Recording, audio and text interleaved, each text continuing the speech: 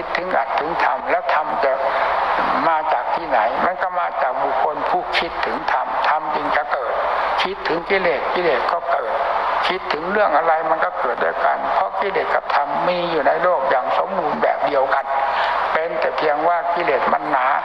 มันมีกำลังมากมันก็ฉุดจิตใจไปทางกิเลสเสียแล้วมาลบล้างมรรคผลนิพพานว่าไม่มีไม่เกิดไปเสียนั่นถ้าเรามาตั้งใจปฏิบัติตามธรรมที่สอนไว้แล้วนั้นมรรคผลนิพพานจะอยู่ที่ไหนก็อยู่กับภาคปฏิบัติที่ปฏิบัติตามธรรมของพระพุทธเจ้าแล้วมันก็เกิดด้วยกันนั่นแหละไม่ว่าครั้งนั้นครั้งนี้กิเลสเป็นประเภทเดียวกันตั้งแต่ครั้งพระพุทธเจ้ามาปัจจุบันนี้เป็นกิเลสประเภทเดียวกัน